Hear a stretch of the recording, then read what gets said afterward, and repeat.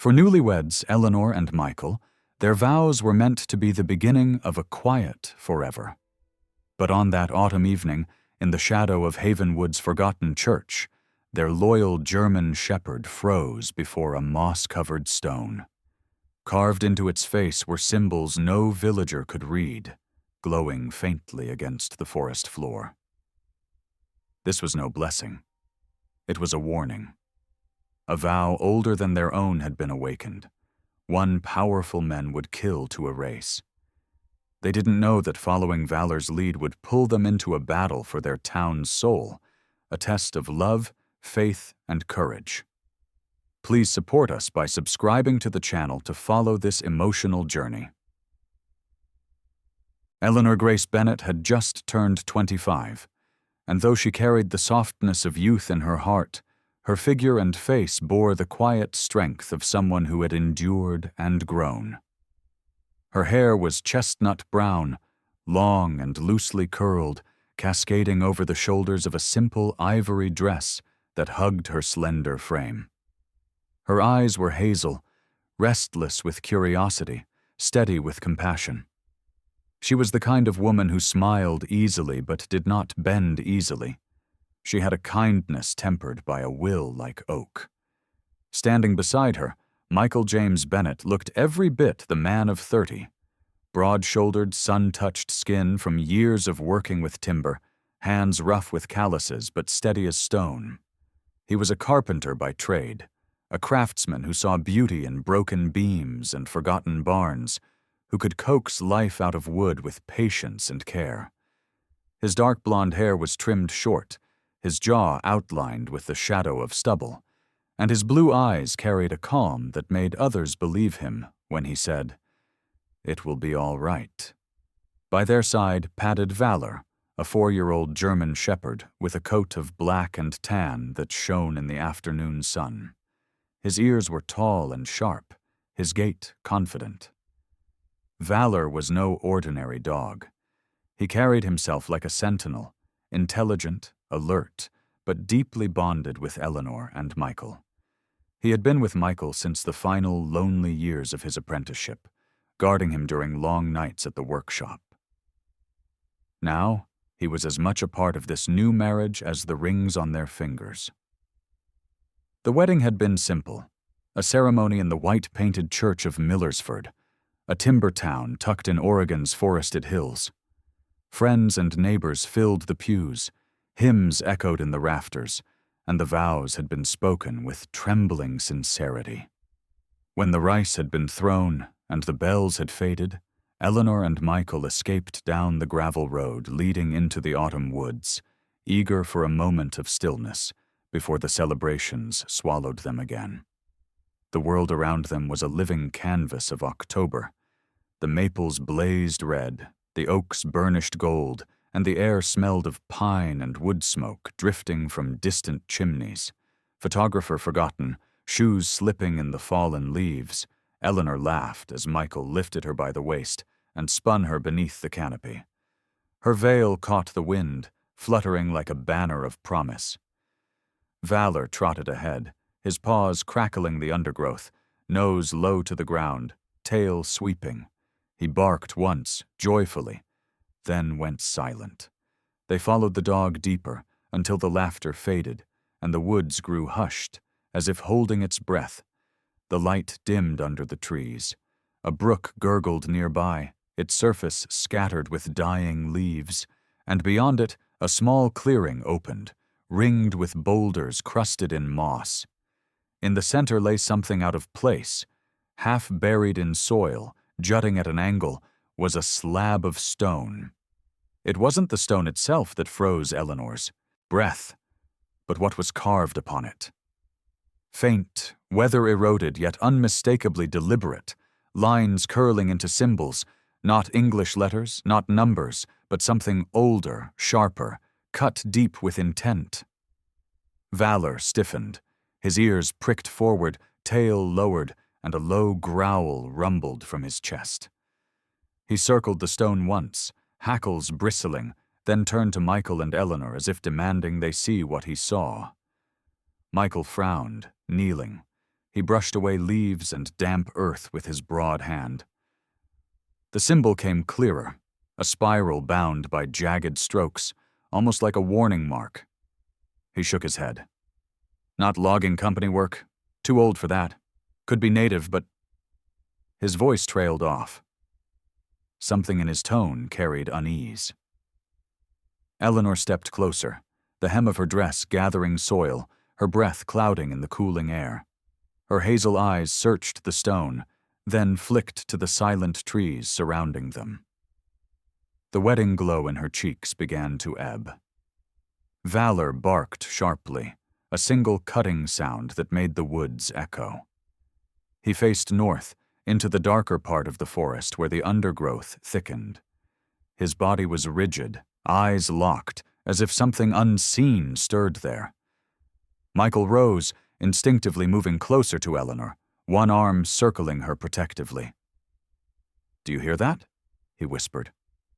It wasn't quite a sound, more like the absence of it. The forest had gone utterly still. No birdsong, no rustle. Only the steady growl of their dog and the pounding of their own hearts. On what was supposed to be the happiest day of their lives, in a clearing painted by autumn's beauty, bride and groom realized they were not alone. Something waited beyond the trees, something tied to the stone with its strange carving. And Valor, the loyal sentinel, had sensed it first. Valor stood tense before the stone, ears angled forward, hackles ridged in sharp lines along his back. Michael felt the leash tauten in his palm, though the German shepherd rarely needed restraint. Eleanor pressed against him, her wedding dress catching twigs, her veil trailing over dead leaves like a ghost. Neither of them spoke, as though words might break some fragile barrier between what they understood and what now pressed against them from the forest's edge. "Let's see where he wants to go," Michael murmured. His voice was low, careful, as though raising it might stir something they couldn't put back to sleep. Eleanor gave a small nod, her eyes searching the line of trees. Valor barked once, sharp, then pulled north, leading them deeper into the woods. The forest thickened, the canopy rising higher, light slanting between red maple and dark pine. Their shoes crunched over damp soil, the smell of pine sap and wet bark strong in the cool air. The world outside, the laughter, the clinking of glasses at the reception, the church bells, felt impossibly distant now. They moved through another world entirely, one that carried its own rules. As they followed, the red blaze of maple leaves began to thin, giving way to tall pines. The trunks stood like sentinels, straight and endless, their crowns whispering in the wind. Eleanor slowed once, her hazel eyes wide, whispering, "It feels like a cathedral." And it did. The forest had taken on a solemn hush, a natural chapel vast and ancient, filled with shadows that leaned like pillars. Valor stopped suddenly at a fork in the path. He sniffed the ground, ears twitching, then padded left. Michael's eyes caught something on the right path, though, a faint shimmer of white tangled in the underbrush. He crouched and pulled it free. It was a length of fabric, lace delicate but torn, edges browned with dirt. He turned it in his calloused hands and felt Eleanor's breath at his shoulder. "A veil," she whispered. The word tasted strange in the quiet woods, like a confession. It wasn't hers. The lace was older, the weave thicker, as though from another decade. Eleanor's fingers brushed it, shivering despite the chill. "Who would leave this here?" Before Michael could answer, Valor barked again. The dog pawed the earth a few yards ahead, where a low boulder jutted from moss. Carved into its face, faint but visible in the gray light, were markings. Not random scratches, but deliberate lines, angular and looping. The same style as the symbol on the first stone. Michael swallowed, his throat dry. "This isn't just chance. Someone made these. They were not alone for long. From between the trees emerged an old man, tall but bent with years, a wool cap pulled low over his white hair. He carried a rifle slung casually, not threatening, the way a farmer carried a tool. His face was weathered like oak, etched with the kind of lines that came from both laughter and hardship. "Afternoon," he said, his voice gravel softened by time. "Name's Caldwell. I'm the ranger for these woods." His eyes moved from Eleanor in her dress to Michael in his jacket, then lingered on the veil clutched in Michael's hand. "Strange place to be wandering on a wedding day." Michael rose slowly, meeting the man's gaze. "Our dog found something. We were curious." Caldwell's eyes narrowed. "Curiosity cuts both ways. Sometimes it teaches, sometimes it bites." He stepped closer, stooping to look at the markings on the stone. For a moment his face was unreadable. Then he sighed, shaking his head. "I've seen these before. Old marks, not from any map you'd buy at a store. Folks around here say they were cut by the first settlers, or by someone before even them. Best not to meddle." Eleanor's heart quickened. "But what do they mean?" The ranger's lips tightened, as though he weighed how much to say. "I can tell you this much. Every time one shows itself, trouble follows. Hunters lost. Fires started without reason. People swore they saw lights in the trees. Most folks forget. A few remember, and they keep quiet. Best not to go stirring it up." He glanced at the veil in Michael's hand. "And that's no good sign either." Valor growled low, as though echoing the warning, but his eyes stayed fixed on the carving, refusing to look away. Michael lifted the veil higher, letting the lace catch the faint light filtering down. "This doesn't look like it's been here long," he said. Caldwell tilted his head. "Maybe not. Maybe it's from the last time those marks showed. I can't say. But ask yourself this." He looked at both of them with an intensity that silenced the forest around them. "How many brides leave their veils in the woods and never come back for them?" Eleanor felt the chill seep deeper into her bones. She looked from the veil to the carved stone to her husband's steady face. Questions piled faster than answers, and the weight of them pressed like the shadows around her. What if the veil was a warning? What if the stones were not simply relics, but messages? And what if, on their wedding day, they had not stumbled upon chance, but onto a story that had claimed others before them? The pine trees whispered overhead, but no answers came. Only questions, sharper now, refusing to be ignored. The veil still dangled in Michael's hand when Valor pulled forward again, nose low, muscles tense. His leash strained taut, then snapped free as Michael unclipped it, knowing the dog's instincts were sharper than any compass. The German shepherd bounded ahead, pausing every few yards to glance back, ears pricked, urging them on. Eleanor hesitated, glancing once towards the path that led back to the safety of Millersford, but the determination in Valor's movements, and the echo of Caldwell's unsettling question, drove her feet forward. They followed the dog through a corridor of pines until the ground sloped downward. The air thickened with damp, and the crunch of autumn leaves gave way to soft earth that clung to their shoes. A flicker of movement caught Eleanor's eye. She stopped, crouched, and brushed away a layer of pine needles. Her fingers froze against the imprint in the mud. A footprint. Small, narrow, not much bigger than a child's, but pressed deep as though whoever made it carried weight beyond their size. She drew in a breath. "Michael," she whispered. He crouched beside her, eyes narrowing at the faint outline. "It's recent," he muttered, touching the damp edge. "Within the last day. Maybe even hours." He looked at her, his carpenter's steadiness shaken for once. Someone's been here. Valor barked from up ahead, a sharp command pulling them away from the print. He was digging now at the base of a maple tree, whose roots twisted like knuckles above the soil. Dirt scattered beneath his paws until the corner of something metallic caught the light. Michael knelt and tugged it free, a small tin box, rust eating its edges but intact. Eleanor's hands trembled as she pried it open. Inside lay a scrap of yellowed paper, brittle at the folds. She unfolded it carefully, revealing a hand-drawn sketch. Not words, symbols, spirals and angular lines nearly identical to those carved on the stone. But this time, they weren't random.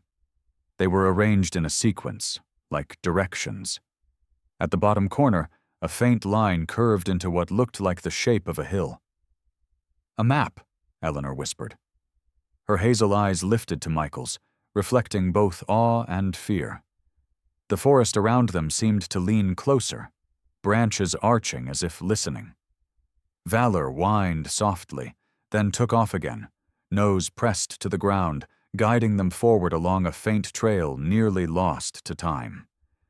The path wound between towering trunks, narrower with each step, until it opened suddenly into a small clearing. At first glance, it was nothing, just a gnarled rise of earth, moss, and stone scattered like bones. But then Eleanor saw it. Stones, not fallen randomly, but placed. Upright slabs half buried, their faces scarred with the same sharp-edged carvings. She moved closer, her veil catching on brambles, her dress streaked with mud. She touched one stone and felt the grooves beneath her fingertips, so precise they could not have been natural. Michael circled slowly, his boots sinking in the damp earth. "This is no accident," he said. His voice was hushed, as though afraid to wake whatever lay beneath. "This is a sight, a whole sight." Valor stood at the center of the clearing, motionless now, ears high, eyes locked on the stones as if he recognized something unspoken. A growl vibrated in his chest, not of anger, but of warning. He pawed once at the earth, then sat, gaze never leaving the largest slab that leaned at an angle against the hill. Eleanor followed his stare. Beneath the slab, half hidden by roots and soil, was a gap. Narrow, dark, a mouth opening into the hill itself. She stepped closer, breath shallow. The air that wafted out was colder than the forest, laced with a smell of damp stone and something older, metallic, almost like rusted blood. Michael moved to her side, his hand brushing her arm. "It's an entrance," he murmured. Eleanor's heart hammered. To what? No answer came. Only the whisper of the pines overhead, the rasp of Valor's breathing, the silence of stones that had stood for centuries. The box in Eleanor's hand felt heavier now, its map a summons they had not asked for. The veil tucked in Michael's pocket burned like a question no one wanted to voice. They stood together at the threshold of the hill. Bride, groom, and loyal dog, their wedding day already a lifetime away. Whatever lay beyond that gap, it was not meant to be found by chance. And yet, chance had brought them here. The clearing with the carved stones haunted Eleanor's thoughts, long after she and Michael returned to the rented cabin, where they were meant to spend their wedding night. She lay awake, listening to the rhythm of her husband's breathing and the occasional shuffle of Valor's paws across the floorboards. The tin box sat on the table beside the bed, its map unfolded under lamplight. The lines seemed to shift when she stared too long, spirals pulling at her gaze like whirlpools. Michael had tried to assure her that they would figure it out, but unease settled deep in her bones. By midnight, she could no longer bear it. "We need to go back," she whispered. Michael stirred, met her hazel eyes, and without question reached for his boots. They dressed quickly, coats pulled over wedding clothes still smudged with mud, lantern in Michael's hand. Valor leapt to his feet, tail stiff, as though he had been waiting. The forest had transformed by night. Mist curled low, pale ribbons among the pines, and the wind sighed through the needles in hushed tones like voices conferring. Their lantern cast a fragile circle of gold, but shadows stretched long and alive beyond it. They moved in silence, guided more by valor's steady trot than by memory. When they reached the gnarled rise with the carved stones, Eleanor froze. The clearing was not empty. Figures moved among the slabs, their shapes flickering in the dim light of candles set into the earth. 4 of them, 3 men and 1 woman. The men were heavy-set, middle-aged, faces stern and shadowed by hoods. Their coats were dark wool, patched at the elbows, but worn with familiarity, as though part of a uniform not seen by the outside world. The woman's hair was silver and long, falling loose over her shoulders like a veil of moonlight. She wore a cloak of deep green, clasped at the throat with a carved wooden emblem. Her face was sharp but not unkind, lined with years of weather and will. They were not speaking English. Their voices rose and fell in a rhythm older than hymn or psalm, guttural syllables echoing softly from stone to stone. One of the men traced lines on a slab with charcoal, the spirals and jagged marks identical to those carved deep into the rocks themselves. The woman placed sprigs of pine and wildflowers at the base of the largest stone, arranging them with deliberate care. Another man poured water from a clay jug into the gap beneath the leaning slab, the very entrance Eleanor and Michael had discovered that afternoon. Valor bristled, a growl humming in his throat. Eleanor pressed her hand to his fur, whispering, "Not yet." Her heart thundered. Michael leaned close, his voice barely audible. "They're reenacting something, a ritual." The chant rose, louder now. The woman lifted her arms, palms open to the night, and the candle's flames bent with the wind as though bowing to her voice. The men joined, repeating a phrase until it became a pulse, a heartbeat in the fortum clearing. Eleanor shivered. Though the words were foreign, the cadence tugged at memory, like the echo of a hymn sung long ago. Then Eleanor saw it. At the center of the stone they circled, the new symbol they drew in charcoal was not random. It was precise, an emblem that mirrored the carving on the stone they had found on their wedding day. Her breath caught. Michael's hand tightened on hers. "It's the same." The woman stepped forward, laying her palm against the marked stone. Her voice shifted, softer now, almost mournful. In English, she spoke a single phrase, carrying like a bell across the clearing. "By the vow, we are bound." Eleanor felt the words strike her like cold water. The vow. She looked at Michael, her hazel eyes wide with dawning recognition. The chant ceased. The men lowered their heads, silent as statues. The woman turned, and in that moment her gaze swept directly to the shadows where Eleanor and Michael crouched. Her eyes were pale as ice, yet not cruel. She looked at them as if she had been expecting them all along. Valor barked once, the sound breaking the night. Eleanor's pulse leapt as the woman's lips curved into something between a smile and a warning. "You stood at the altar today," she said, her voice steady, carrying through the trees. "And you spoke vows in the sight of man and God. But you do not yet know whose vow it was you renewed." The clearing held its breath. Eleanor and Michael clung to each other, realization dawning that the ritual before them was not some distant superstition. It was tied directly to the church where they had spoken their promises, to the family name carved into the stone lintel, to the ground on which they had built their marriage.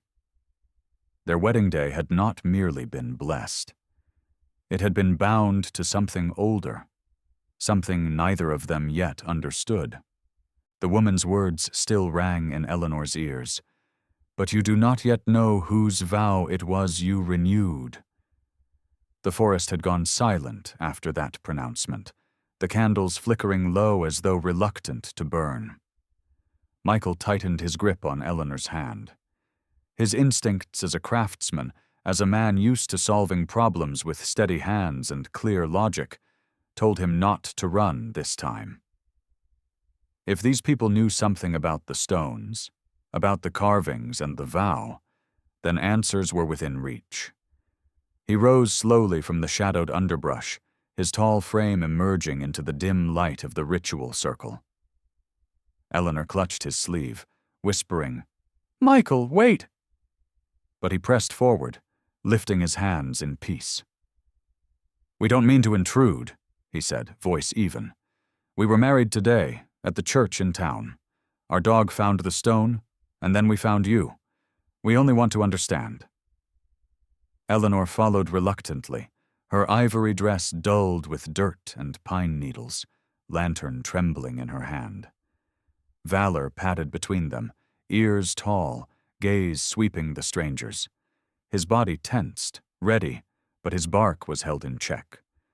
The reaction was immediate. The three men moved forward in unison, forming a wall before the woman.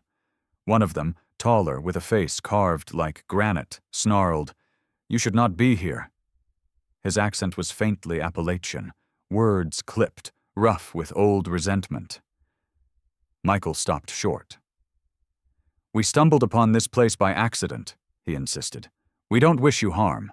But that stone we found, it bears the same symbol you drew. You must know what it means." The woman with the silver hair raised a hand, but the men did not lower their stance. She looked at Eleanor and Michael, her pale eyes filled with a strange mixture, pity and anger, reverence and fear. "You spoke vows," she said, her voice calm but sharp. "And vows bind more than hearts. This ground remembers.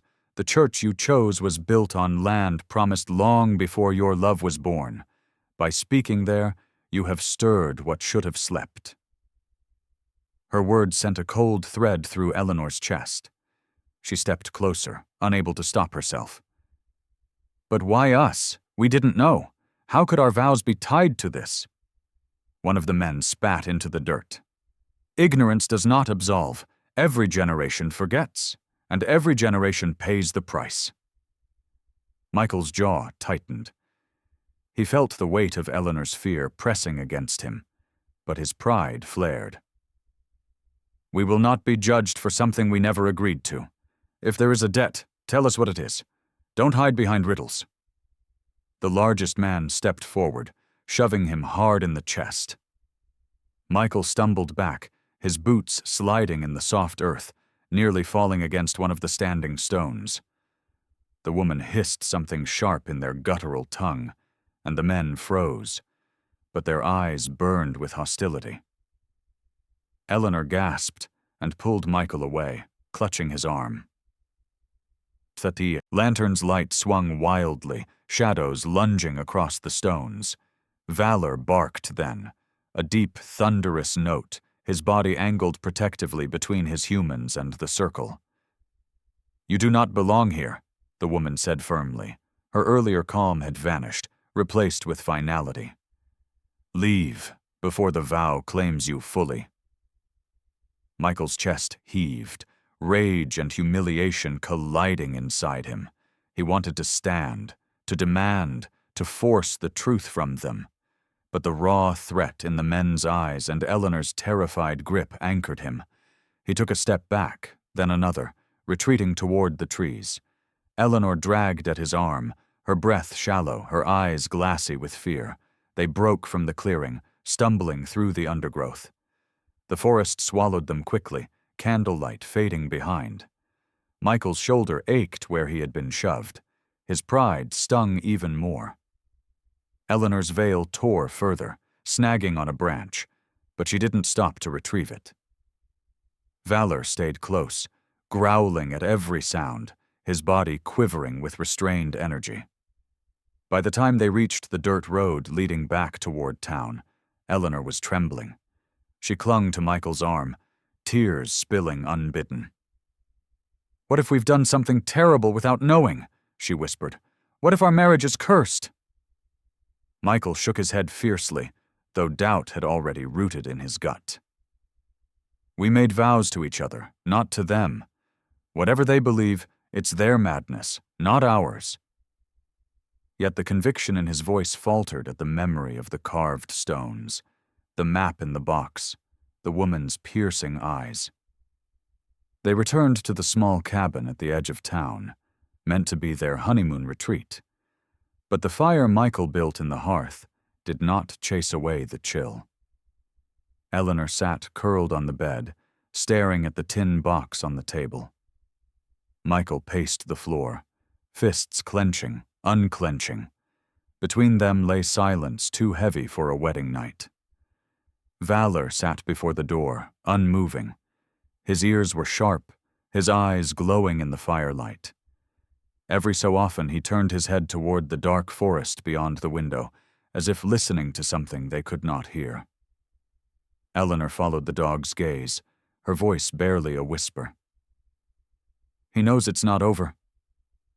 Michael stopped pacing.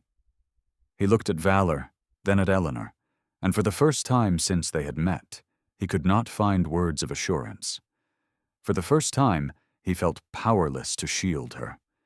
Outside, the wind pressed against the windows, carrying with it the faint echo of chants from the forest. The cabin felt smaller with each passing day. Eleanor could not sleep. Michael pretended to rest, but lay awake, listening to the restless night.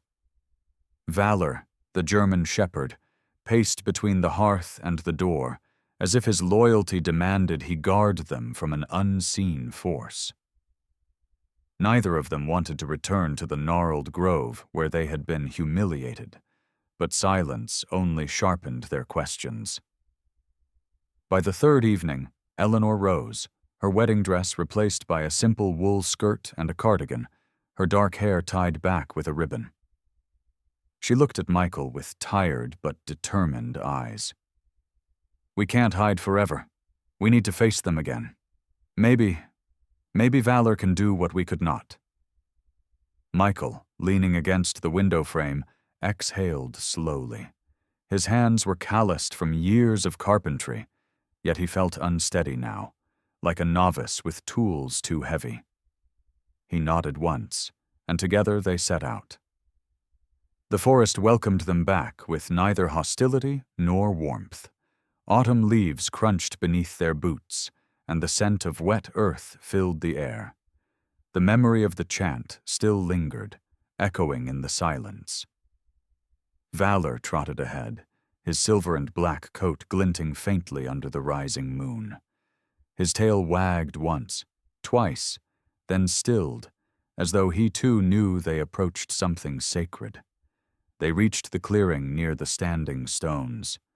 The ritual circle was lit once again, candles flickering in glass jars, shadows stretching long. The 4 figures were there, 3 men with hoods drawn low, and the silver-haired woman whose eyes had cut through Eleanor's heart before. They had begun their chanting when Valor stepped forward, ears relaxed, posture calm.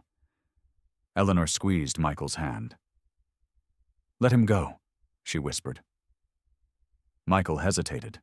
His instinct was to protect, to keep their companion from danger. But then he saw the dog's steady eyes and unclipped the leash. Valor moved slowly, not as a guard, but as an ambassador. He padded across the mossy ground, lowering his head respectfully.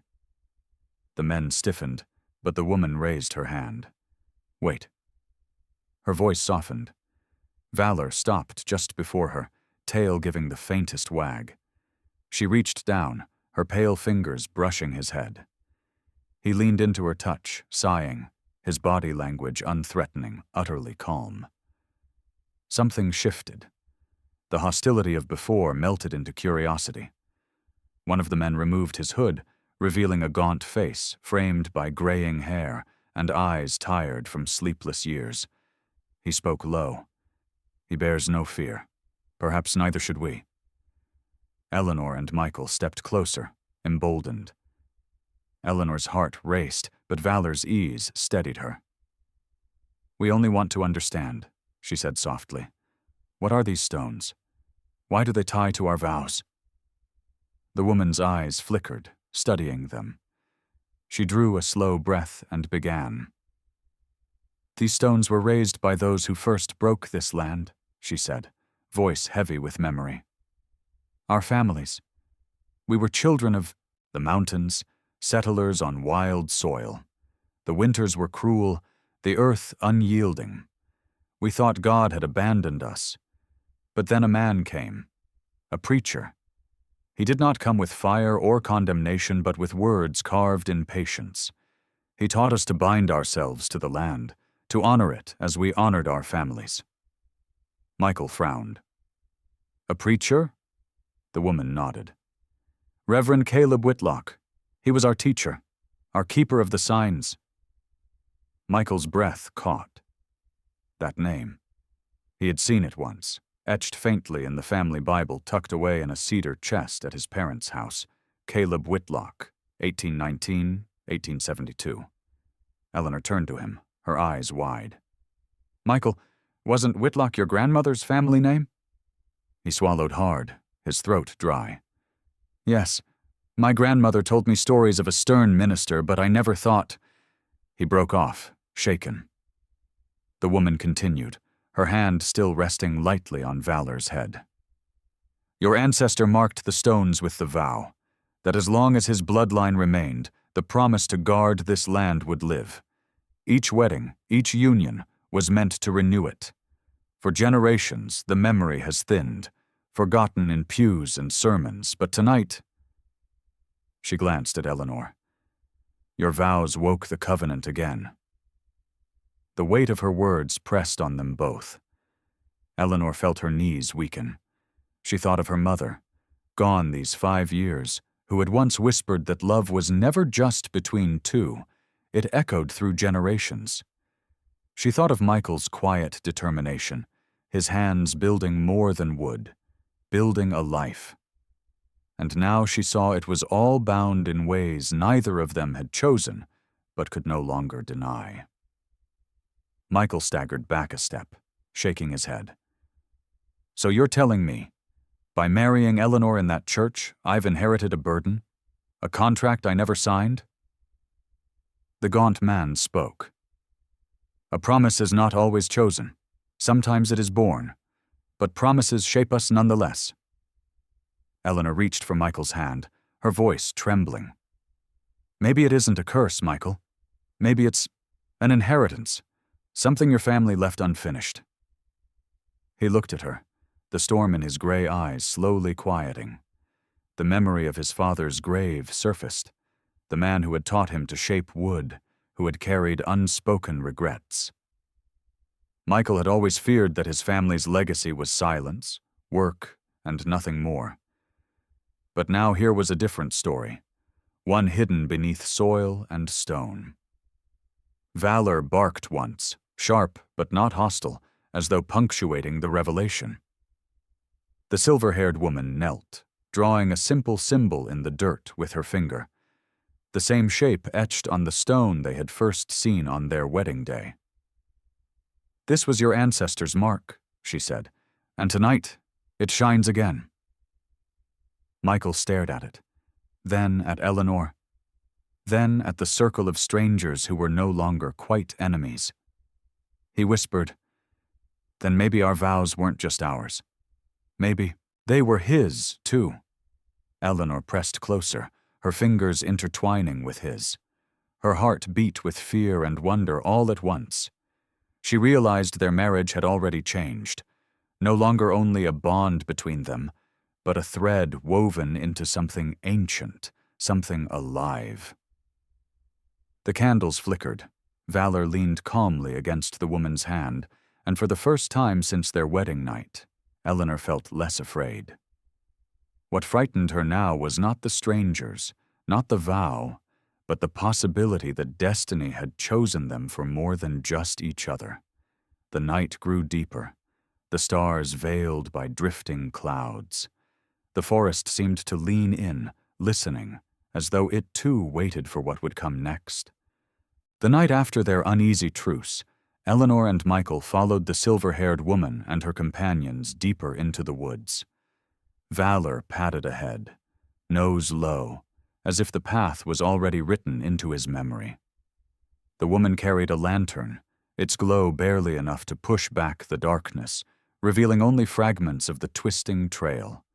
Slick moss, tangled roots, and stones glistening damp beneath the moonlight. Eleanor's heart thudded with each step, torn between dread and curiosity. Michael walked beside her, one hand brushing hers as though steadying himself as much as her. The forest grew denser until the trees gave way to a clearing, and there, rising like the mouth of some ancient beast, was a half-collapsed shaft framed in splintering beams. "It was once a limestone mine," the woman said softly, her voice catching on the word once, "abandoned for generations, but within its dark, our ancestors carved their covenant." The entrance gaped wide, its frame built of rotting timbers blackened by time. Rusted chains hung like forgotten vines, and jagged sheets of corrugated iron sagged against the earth. A cold wind drifted up from within, carrying the metallic tang of decay. Eleanor shivered, pulling her cardigan closer. Michael's carpenter's eye saw only danger. Beams split with age, nails jutting like fangs, the faint tremor of wood that might collapse with a touch. "This place shouldn't be standing," he muttered. "One wrong step." But Valor bounded a few paces forward, sniffing the shadows. His ears pricked. He barked once, not in alarm, but in command, urging them inside. With care, they descended. The lantern light revealed a tunnel supported by crooked posts, the wood swollen with rot. Pools of stagnant water mirrored the light, broken by ripples from unseen drops. Rust flaked from the rails of an old mining cart track that led deeper into the earth. Each step echoed, carrying their presence into the silence like intruders trespassing on a tomb. The air grew heavier as they advanced, thick with mold and dust. Michael's hand brushed along the damp wall, feeling indentations, marks carved into the stone itself. He raised the lantern, and Eleanor gasped. Symbols, dozens of them. The same shapes they had seen on the wedding stone, etched deep into limestone walls. Some were faded, others still sharp as if cut yesterday. Interwoven patterns told stories Eleanor couldn't fully grasp, but their repetition screamed intention. "This was no mine," Michael whispered. "It was a vault." The gaunt man among the strangers stepped forward. The miners used the stone to hide what they could not keep in the open. Records, testaments, the vow carved not on paper but in earth itself. Eleanor trailed her fingers near the carvings, afraid to touch. And all of this was left to sleep? The woman nodded gravely. Until the vow was renewed. Deeper still they went. At the cavern's heart lay stacks of slate, tablets and remnants of crates long decayed, metal clasps crumbled to dust at the lightest touch. Yet beneath the rot there was order. Bundles wrapped in oiled cloth, still intact, sealed with the same sigil from the stone. Eleanor felt her throat tighten. It was like stepping into the marrow of the land, into secrets her own vows had accidentally unlocked. But before awe could root, a sound broke the stillness, a sharp, deliberate clearing of a throat. They spun. At the mouth of the cavern, framed by the failing lantern glow, stood a man in a tailored coat too fine for these woods. His silver watch chain gleamed against the dark, and though his hair had thinned, his voice carried the self-assurance of wealth and authority. "Remarkable," he said smoothly, his polished boots crunching on gravel as he stepped closer.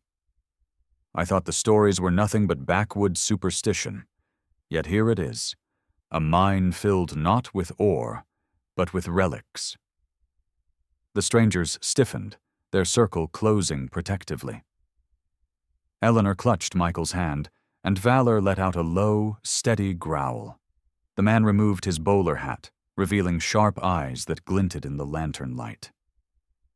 Morgan, he introduced himself, though his name needed no explanation. Everyone in Havenwood knew him.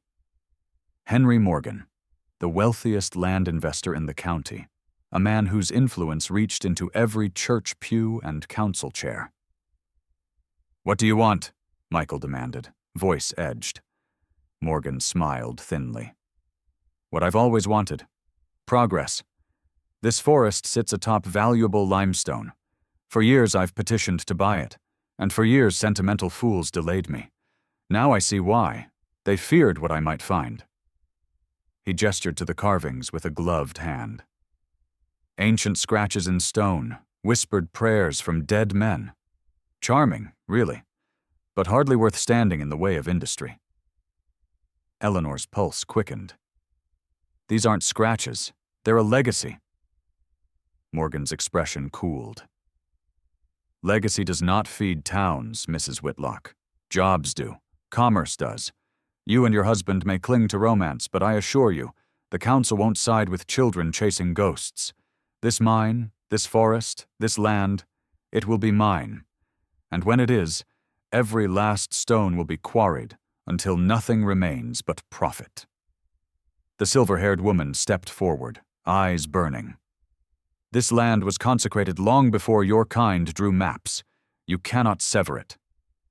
Morgan's laugh echoed harshly. "Consecrated? To what? Dirt? Memory? I deal in deeds and signatures, not fairy tales." His gaze sharpened on Eleanor and Michael. "Unless, of course, you two intend to make yourselves obstacles. Newlyweds, bound by vows you don't understand. I'd advise against it. People who oppose me rarely prosper." The cavern seemed to shrink under his words.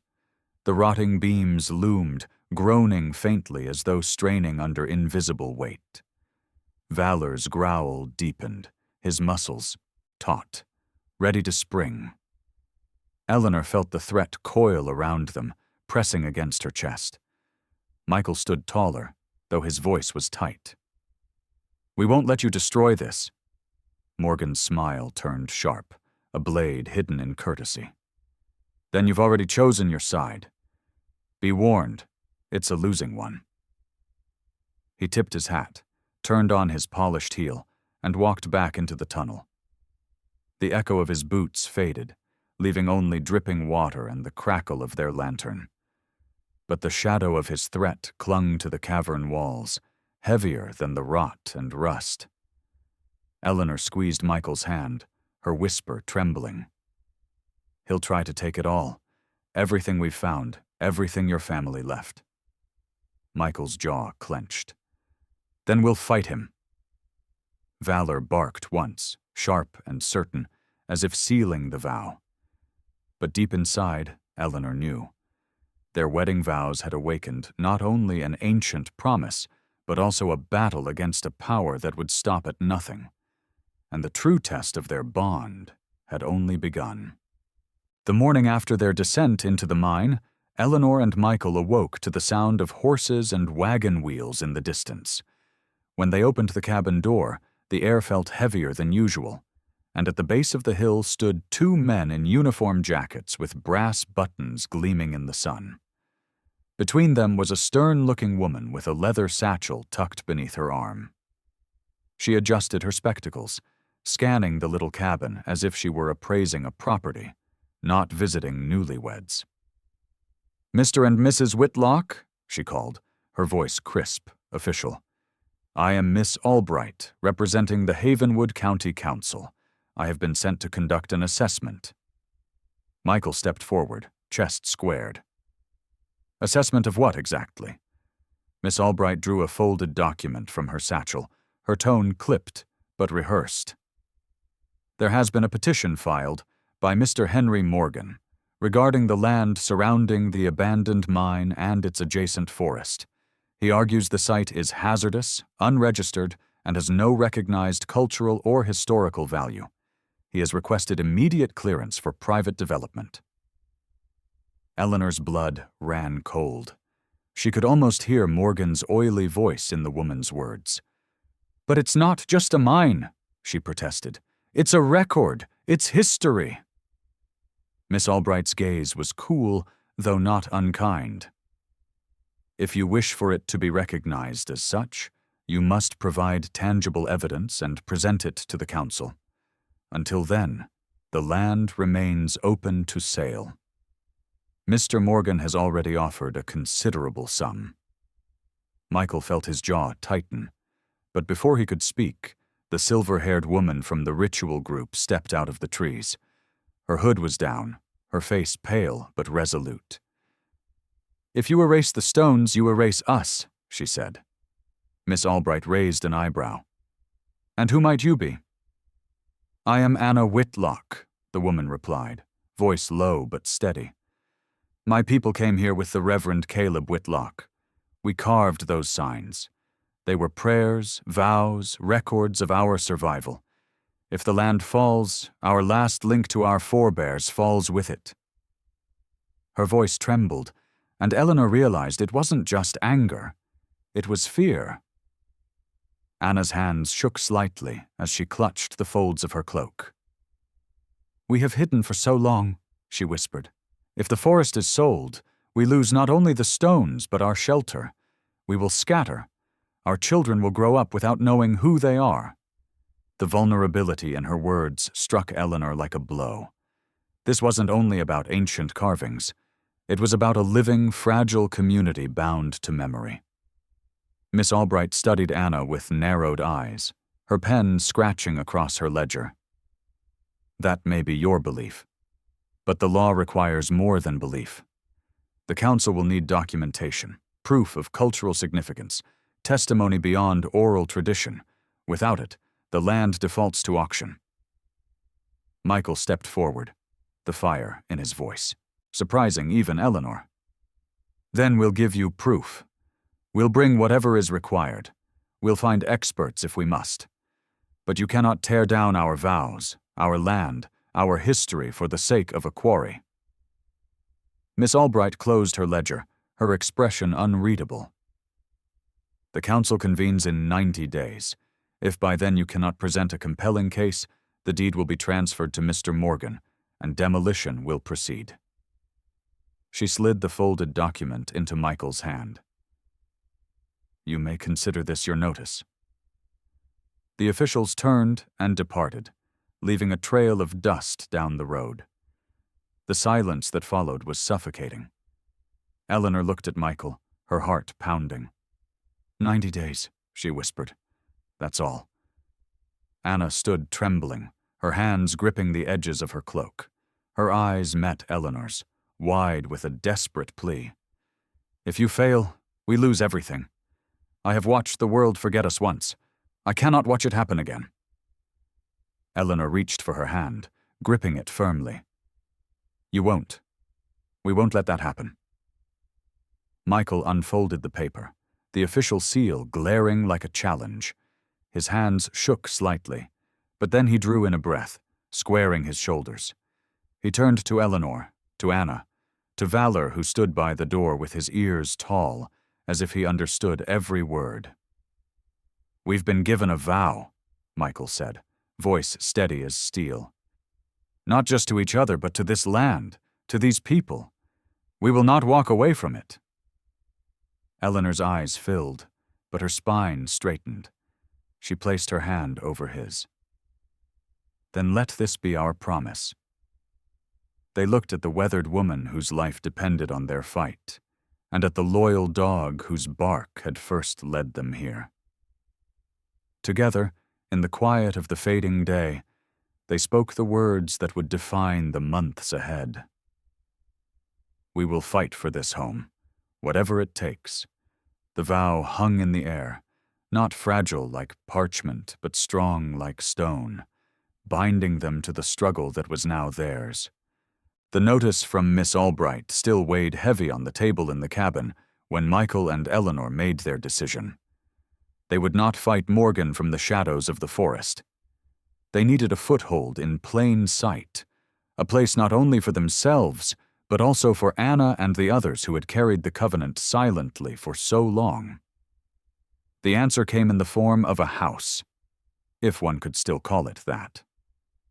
On the edge of Millersford, where the town's neat rows of painted porches gave way to the wild border of the forest, stood a crumbling Victorian. Its windows were dark, shutters hanging crooked, porch sagging as though the house itself had grown tired of standing. The weeds in the yard reached Eleanor's waist, and when Michael pushed open the door, the hinges screamed with rust.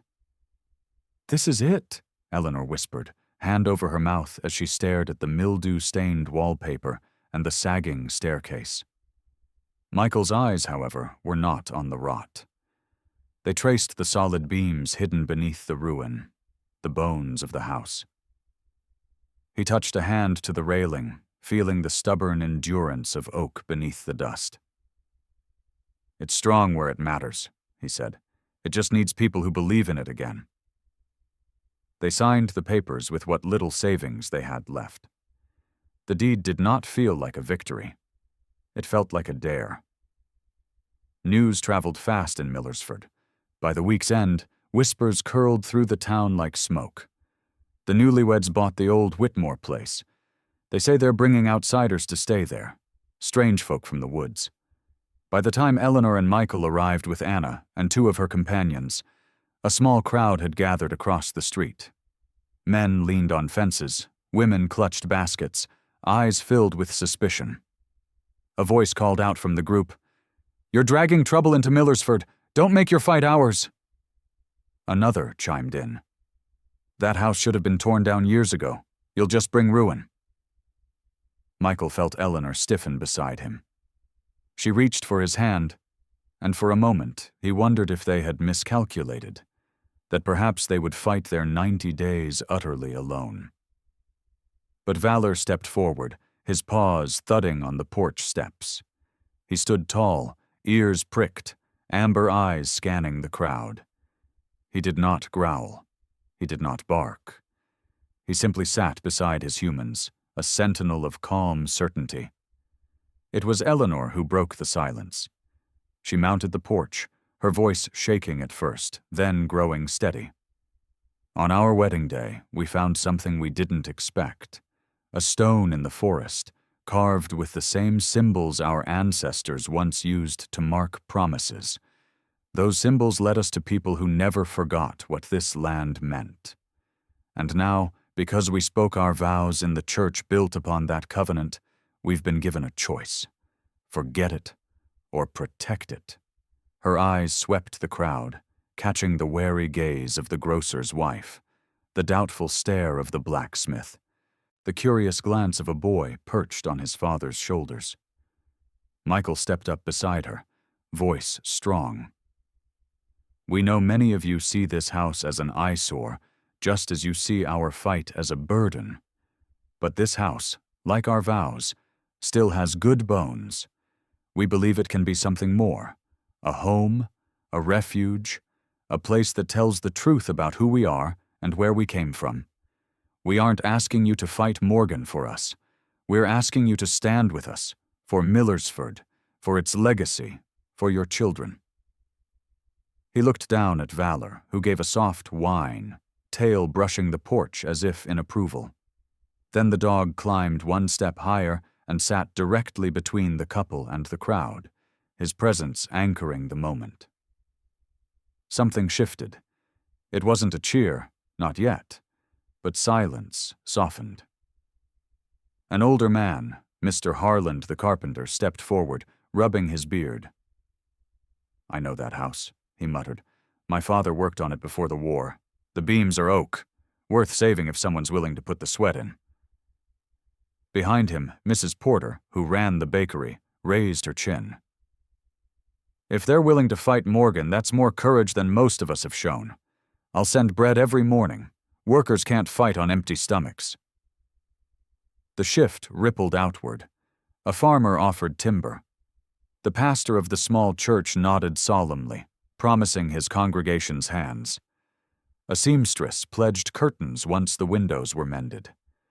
Slowly, doubt gave way to something else. Pride, long dormant, stirred awake.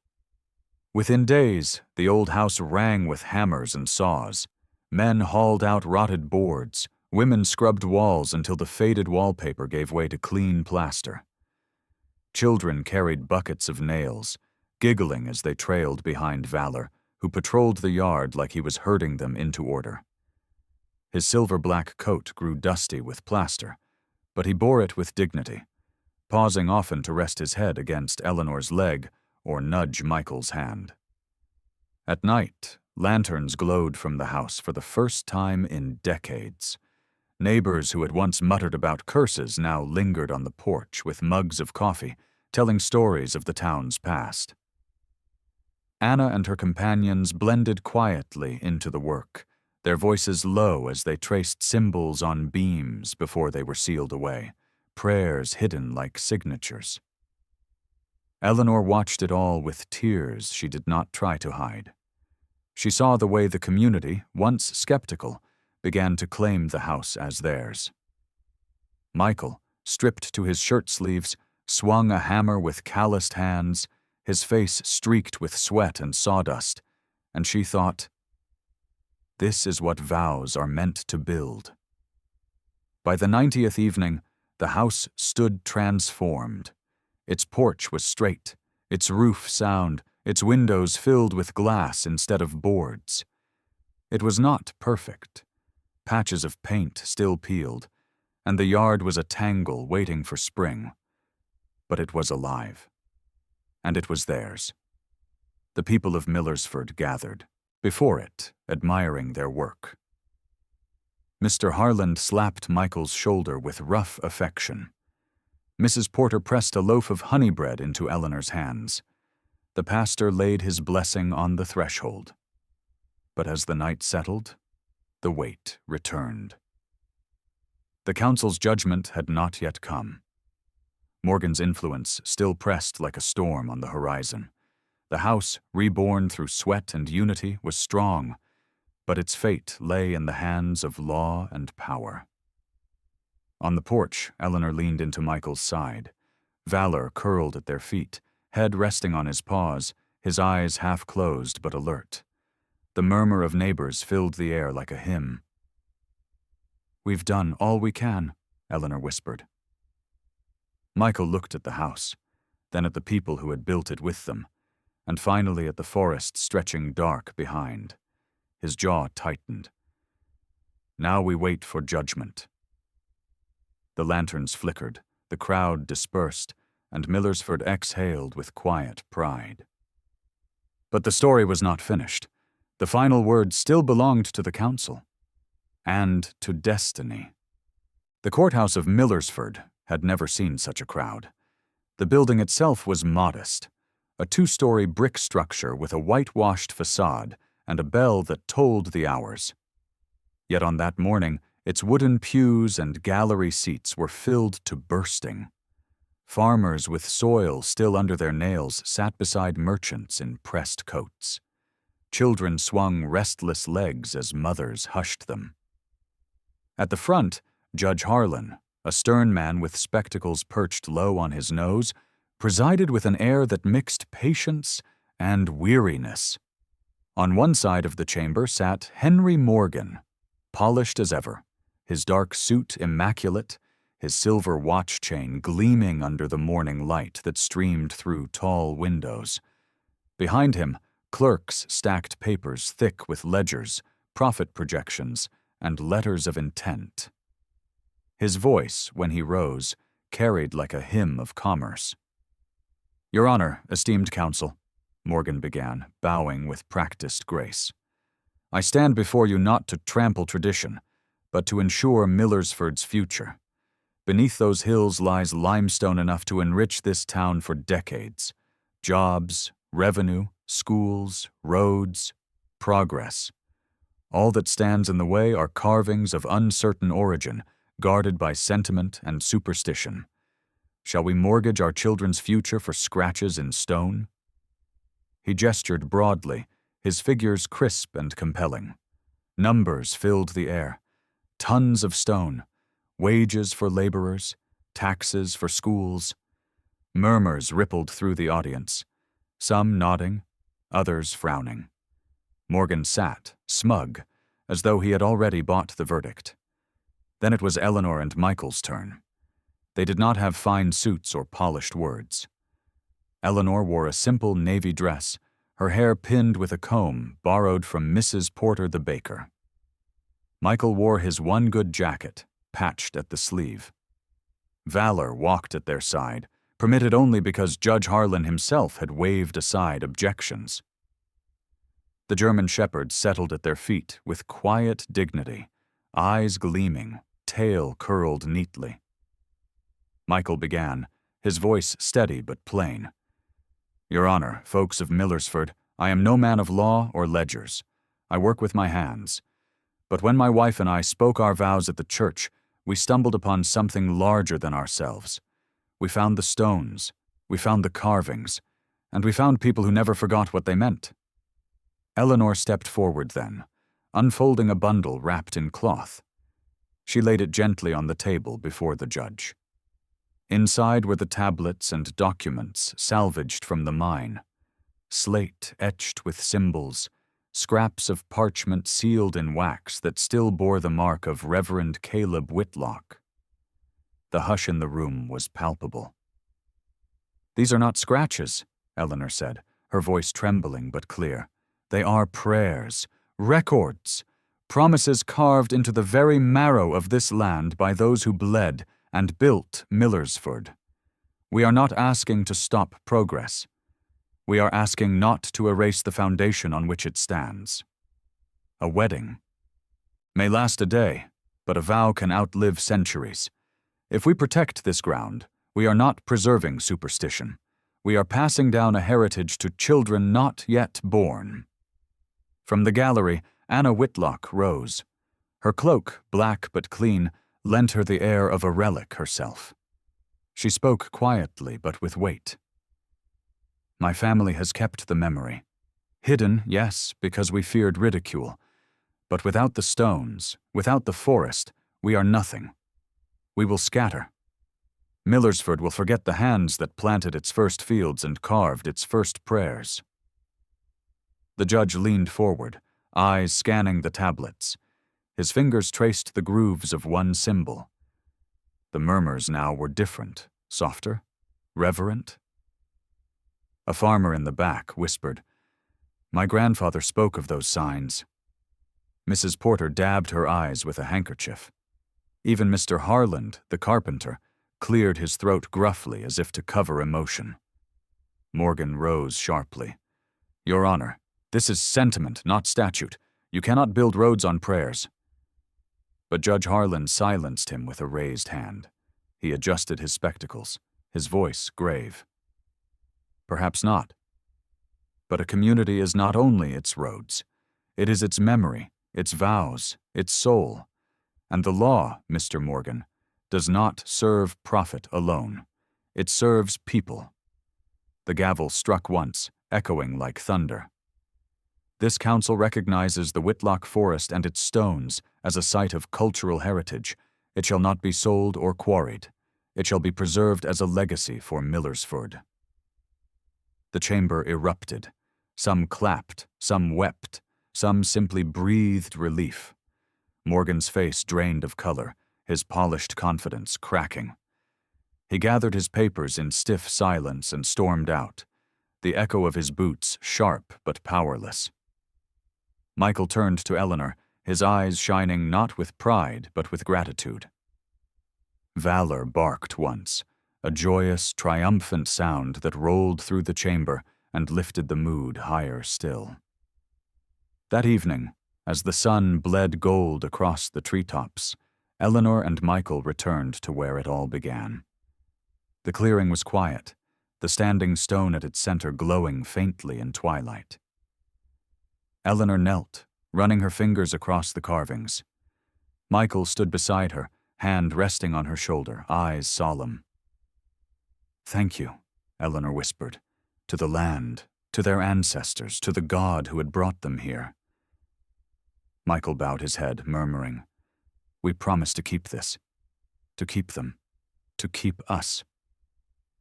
Valor lay at their feet, eyes reflecting the last fire of sunset. He looked not like a mere dog, but like a guardian, his presence as eternal as the vows carved in stone. The couple clasped hands, and in the hush of evening spoke the vow that would outlive them. "We will build not just a house, but a legacy of love, and we will guard it, for those who came before, and those yet to come." Above them, the church bell tolled softly in the distance, a hymn carried on the wind.